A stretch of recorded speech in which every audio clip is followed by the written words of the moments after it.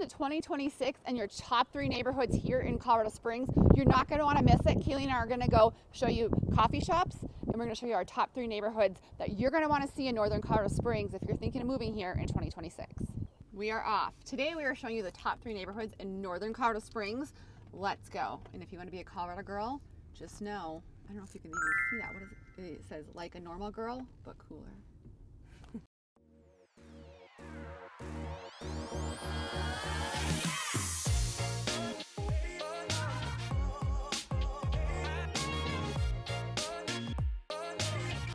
So today we're going to do a, what is it called when you go from house to house again? A progressive dinner. But we're going to do a progressive coffee shop with our favorite neighborhoods in northern Colorado Springs from our client's perspective. But the thing I like about it is when we get coffee. Yeah. And we're going to show you the hot neighborhood. So we're going to show you the farm, and then we're going to show you Northgate. I can't even know what the neighborhood's called. It's like, what is it called? Promontory Point or something. We're going to find out. I know we had clients buy in there. Something. And it's like a pocket of homes that I just love. I was showing homes there the other day, and I'm like, it is really nice over here. It's pretty. And then we're going to show you at the end Flying Horse. So if you're thinking of making the move to Colorado Springs, and you're thinking of northern Colorado Springs, there's Academy District 20 schools. These are your top 3 neighborhoods. Do you have your mic on? Yes, I was getting it away from. What road? What lane are you in? You're going. Sorry.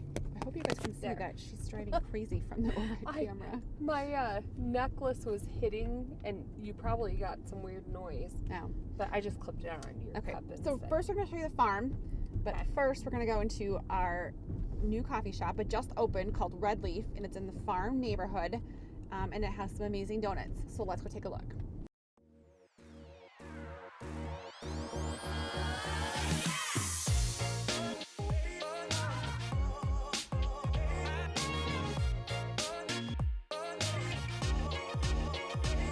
All right, gonna go try our new coffee shop I wanted to try. I know. I've seen these signs. Daddy's Donut and Red Leaf. Organic coffee. Yeah. A pastry. It looks so delicious. I have a donut.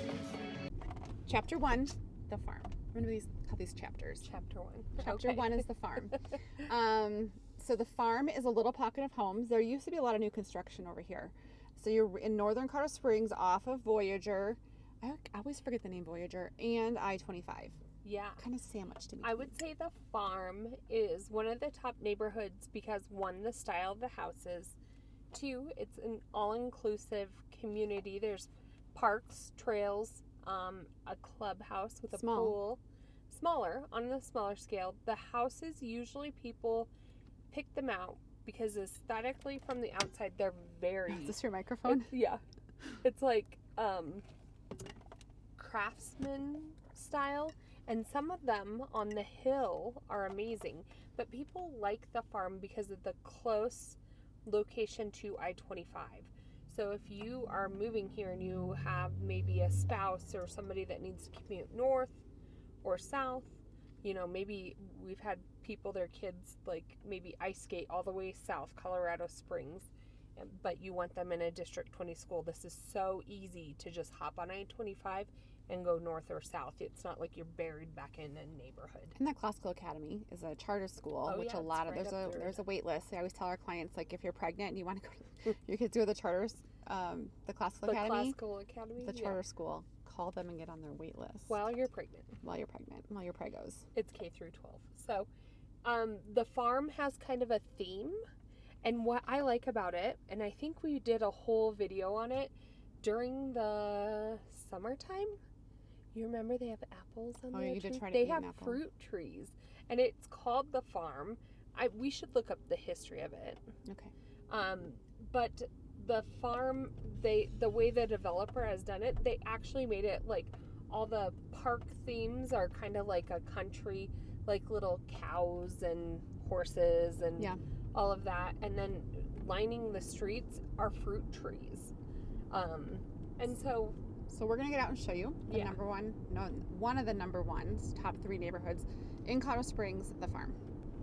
So we are over here in the farm, and there is a little section of the farm. In the farm, there's different housing types.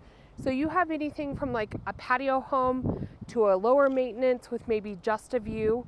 You have a couple larger lots that we are sitting on right now called the Julep Estates. Sorry, my hair's kind of crazy. But houses in the farm range anywhere from about 700,000, 750,000, all the way up to about 1.2 to 1.3 million. I think the highest priced one right now is 1.2 million. But maybe Lori can get this. Some of these views on Julep Estates are some of the most beautiful views I've actually seen. It seems like Pikes Peak is literally right outside your dining room window. All right, so that was the farm. That footage of the farm is gorgeous.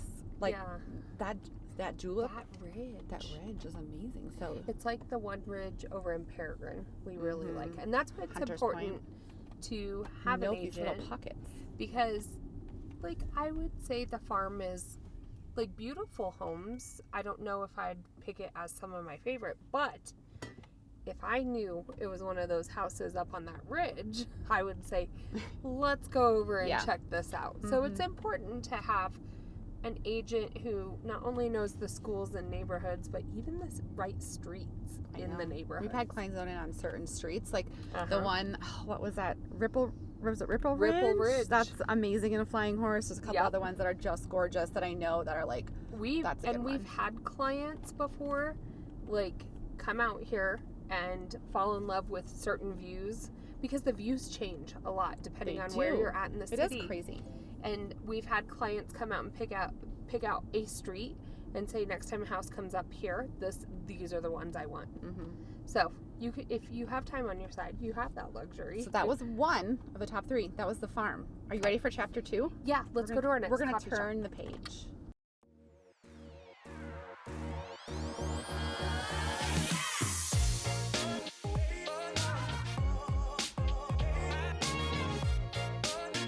We're gonna get a peppermint mocha.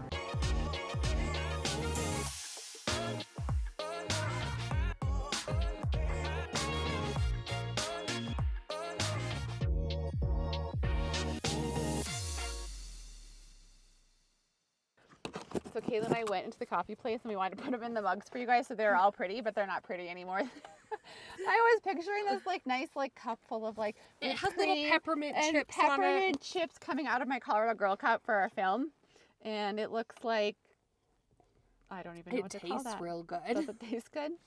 There you can see.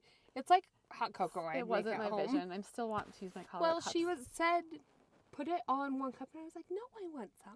I know. So we've had too much coffee today. I shared. So anyways, let's go to chapter 2, neighborhood number 2. I don't even know the name of it. I'm going to come back and figure that out. Okay. We not always figured it out. Lori? I know. We should have always done that. We're figuring out our camera. Always done it that way. Too. How do I do it? This button?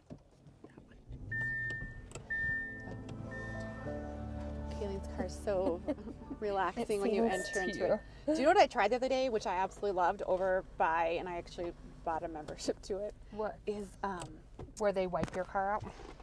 No. What? But I do have a car wash membership, but they don't wipe my car out. There's one that does. You have to get out and they wipe it?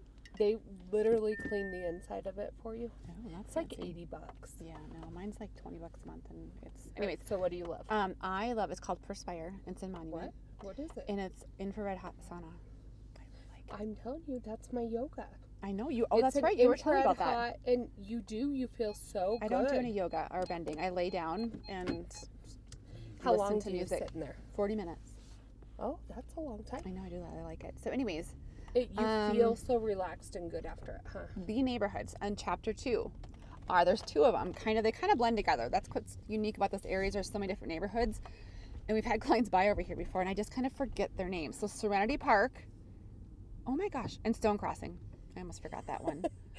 Well, don't ask me for help. My brain is super foggy. I know. This Perry mini pot. One time my friend, when she had just had her kids, she went to the doctor, and she looked this little blonde thing, and she went and she was like, I think I'm getting do you think I have early Alzheimer's or something? And he's like, no, you just have mom brain. It's fine. You're fine. It's true. He's like, no, you're fine.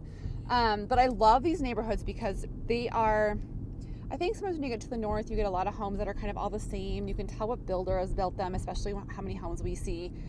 But there's just a different style of these homes, and they're on these ridges that it's not in Flying Horse, but it's in Northgate, so District 20 schools. And it's just a unique home with established trees. They are more traditional Yes. style houses Yes. from the outside. Because they're older. And traditional, like, ceiling heights and all of that on the inside. Some of them have that stacked window. They were built in, like, late 90s, early 2000s. But they'll have the brick fronts and the kind of, like, stately yards sometimes with, like, the rock waterfalls or whatever. Mm-hmm. One thing that I think makes this neighborhood seem, what's the word? I don't know. Cohesive, luxurious, big. If you notice, they don't have fencing. No. Mm-mm. There's no fencing, so if you do have a dog or Could you put animals, a little you have to do the metal- wireless. No. They don't at allow all. fencing. I'm trying to think. I just sold 3 houses here last weekend, so it made me think of this area for my number 2 chapter of So you like the area Stone Crossing. And I liked Serenity Park. And that's what Lori was saying. They're virtually kind of the same area, but they're different. Yeah. One thing I love about this versus like the farm or the third place we're going, the taxes.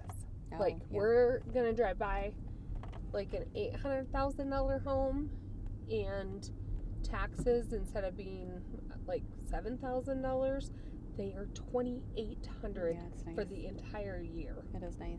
Because it's an older home, but they're nice older Like that's homes. Middle Creek Manor that we just passed. Like there's so many different pockets in here. That's my excuse for not completely knowing exactly. What section that we're in. And but this go straight would be here. like one of the neighborhoods, I would say, where some people fall in love with, like a street, like what we were talking about. And they'd be like, oh, we like this ridge over here. Yeah. I have a confession to make. I don't like my coffee. It's like, I don't really like peppermint, first of all, so I don't know why I got a peppermint mocha. And I think it's not as, I really like my coffee hot. I'm kind of did you spill?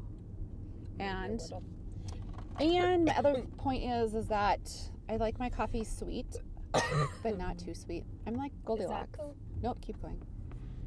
No, I'm in agreement. It's not near warm sweet. enough. We should have done extra Why is hot. none of our coffee warm today? The first place we went to, too, when the farm coffee shop neighborhood was not that warm either. We had to get an extra Americano to warm it up. See, it's like right up here. Isn't this kind of a cool area? Spot Uh-huh. trees, and but you have the big trees. Like, I look at that know. park right there I know. to walk your And dog. it has a little like pond right there. It just definitely is feels really more secluded. Look at the pretty Now golden go retriever. up that hill. And then we'll come back down and I'm But gonna do film you and show notice them. in this area? See, there's no fencing, Lori. I know. I thought maybe you could have like the little dog runs or something. To electric fence for dogs. Huh? I don't think so. I think we were looking here with a client who wound up buying in Glen Eagle, and that was a question. Yeah, this is a that house they I showed had. up here. It didn't have a And- great view. It had somewhat of a view. I think what makes it feel is the like established trees, and then if you notice, a lot of these houses, like that one right in front of us, they have super steep roof lines. Here, pull over here. I want to show. Like the roof lines make it seem very like grand. That's what she liked about it. It was like it had a grand entrance and like these 2-story homes with a lot of stone. So I'm going to get out and show you without my coffee because it's cold anyways. Come to, what is this one? Stone Crossing? Yeah. Okay, let me try one more time. Ready? Welcome to Stone Crossing. I don't know why I felt like I needed a little twirl, but I felt like since I'm up on this ridge here and I have Pikes Peak and the mountains behind me, I felt like it was pretty fancy that I needed to do a little bit of a twirl there. But this is the neighborhood I'm talking about, our number 2 neighborhood here in the Colorado Springs area. We're up in Northgate. You can see is like this is a full, well, there's some stucco on it too, but a brick home. We do not have a ton of brick homes that you might see like in Texas or other parts of the country. And you have a lot of those 2-stories like we just were talking about. Like look how grand look at the roof house. lines. They're actually steep. They're steep pitched. You have flagpoles. Architectural shingles. Yeah. Yeah. And then if you come over here, this is the home, one of the homes. There was probably about 3 in this area. She wanted a little bit more of that grand look. Like look at that home with the stone that goes around the archway. You have a lot of these mature trees in this area. which is unique for some of these newer areas here in Colorado Springs. What do you think the age of these homes are, Kayleen? I was going to say like 2005, 10, No, I would say. A lot of these homes might have more of that, not somewhat open. You have an actual kitchen, an actual dining, an actual living. like a traditional 2-story home with a basement. Some of these homes on these ridges will have walkouts because they have the elevation to do so. And then right over there is the Air Force Academy and I-25, so easy access also to I-25 up here in Northgate. So great neighborhood here, a little bit different than other areas here in the north. I think that's what makes this area so unique. Okay. Welcome to chapter 3. We're on the chapters now. This is Flying Horse. So My mic's about to pop off. There we go. So this is one of our favorite neighborhoods. Our clients love it. For a while, I think we had clients, like 3 of them on the same street when they were building those new builds, remember? Oh, yeah. It was like they're all our neighbors. One of them was like behind the other neighbor. So anyways, we have a lot of clients who do zone into Flying Horse for a variety of reasons.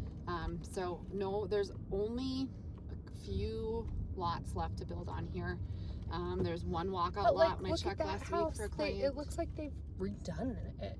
Like, yeah, so there's some older sections of Flying Horse, and then they're doing the very last filing, probably about 15 houses left to build, all underground basements except for one, but it kind of backed up to a street with like no backyard. So I guess if you want low maintenance, it could be a good option.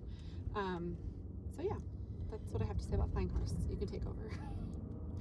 Flying Horse, I think there's like 6 or 7 different HOAs. And not like on top of one another, but sections of, like, we're looking at Verona. There's a lot of sections. Down this street, there's like Calistoga. That's Verona too.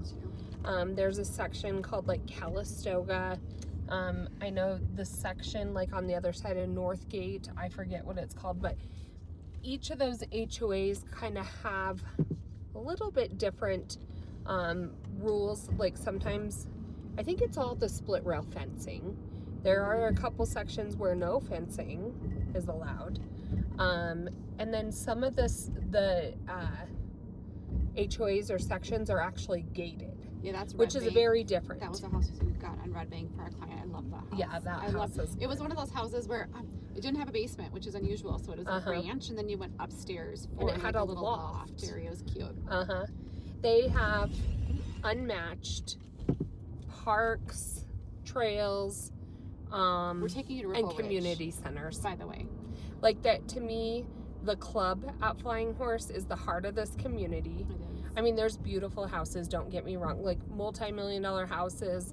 I would say the lower end is like high 700s. I mean, you can probably see the drone going through this neighborhood right now, and you can see why people zone into this neighborhood specifically. Yeah. It's just nothing And it's like it. big. Like, look, there's a golf cart. Like, if you want a golf cart community, Flying Horse would be it. But the clubhouse has everything from its own lodge to the golf course to, I know we've talked about it over and over, a spa, a wine I feel like it would cellar. be amiss if I did not mention you could get your own wine locker. Or keep I your knew wine you there. would say that. That's what I would do if I But lived then here. even on, like, because there's different tiers of membership, and usually if we have a client that's interested, they're like, oh, we love Flying Horse. Usually part of your day when you're out visiting, Lori and I will help pair you with a concierge to give you a tour of the Flying Horse Clubhouse, and they can explain the different levels of membership. Of course, if you have everything, it's the most expensive, and then there's different layers, but even the most basic layer, that social, you can still use the athletic club. I think it's only $200 to $300 a month. It's really the not social that though, bad. but there is like I think it's a $15,000 buy-in, like $12,000 to $15,000 buy-in, and for the social. Depending and then, on the market, sometimes that. we can get that, like, we'll make that part of it, the negotiation. yeah, for sure. Well, new builds is usually included, but the existing One thing you would have to be okay with that's not here yet, because they are almost done being built out. Oh, yeah, you're going to talk about But the highway, Powers, is going to come up and almost directly through the center of ever Flying going to Horse. happen. I'm like, is Yes. it ever going to happen? Yes, it is. You and I have been talking about it for like I know 6 it is. years. And the hard thing is that I know that some of these houses maybe suffer more than other houses. It's a good word. Suffrage. Well, like as far as equity goes, yeah. I think no matter where you're at in this community, you're gonna hear a little bit of a highway hum because it's like an Austin Bluffs or a Powers. Like it's gonna be a little bit busier road, but I still think the lifestyle that Flying Horse provides will unmatch, or people will negate the little hum or sound from a road because of what you get with Flying Horse. Yeah, actually, it's going to come through right here. Yeah. And that big white house you see on the other side, supposedly it's right in between part of that new here. section, and I had clients looking there, and I'm like, if it was here and you guys already could see like right and hear it, then and you were fine with it, that's fine. But until it's here and you can see and hear it, on some of these houses that come through here, I'm just like, Well, and that's what we, again, it's great to have an agent who absolutely knows, this has been in, like Lori said, is it ever going to happen? It's been in the news and part of development for at least 15 years. Should stop here. We can show them the ridge. Okay. You can finish your sentence. But it's just important because some houses we will say directly out your front door will eventually be a highway, and then some of them were like, well, it's over there, I don't know if you're gonna hear it or not.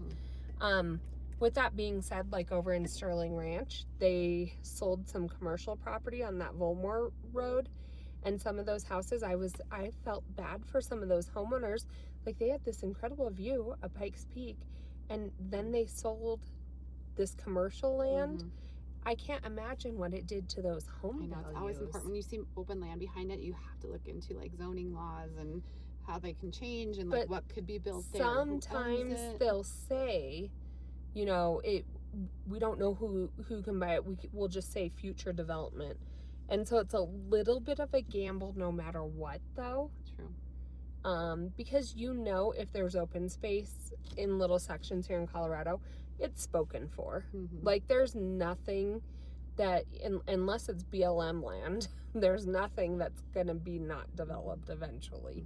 So take it for what it's worth. If it fits the budget, like those people that now have the storage unit in their backyard for, I don't know, maybe 7-8 years didn't have anything, and they probably still have good equity in their house. So. Yeah, for sure.